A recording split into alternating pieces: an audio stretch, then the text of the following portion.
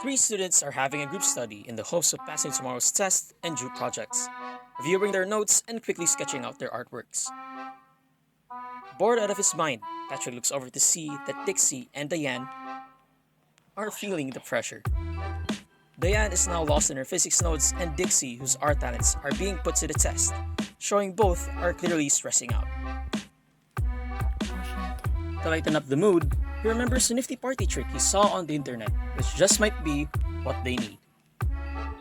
Guys, gusto mo makita yung my trick? But wait, will his trick even work? Or will Patrick fail miserably and annoy his friends? Well, these questions can easily be answered with science. Have you ever wondered why your body moves forward when your car suddenly stops? Why does the swirling of water continue even after you stop steering it? Well, this is because of Newton's first law of motion, the law of inertia. As proposed by Sir Isaac Newton himself, an object at rest will remain at rest and an object in motion will continue moving unless acted upon by an external or imbalanced force. Inertia can also be understood as the property of a body that resists changing its states of motion or state of rest. When you suddenly step on your brakes, the vehicle stops moving. But, due to inertia, your body wants to remain in motion. This is why your body moves forward. This is also the reason why cars have seatbelts, to prevent passengers from being flung out through their windshields when suddenly stopping, which, quite honestly, would be a pretty painful experience. For this next example, we need a coin, a card, and a glass of water.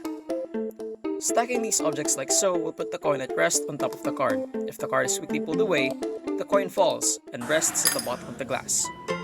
This is because the inertia of the coin maintains its state at rest.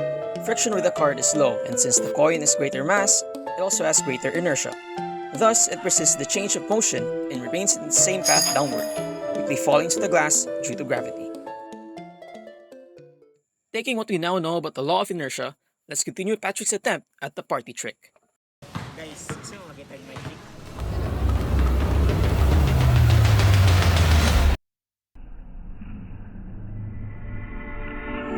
And just like that, his trick worked. But how? This is called the tablecloth trick. When the tablecloth is quickly pulled underneath, friction occurs.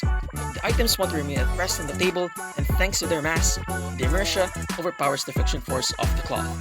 As a result, the items remain stationary on the table while the tablecloth moves out underneath them.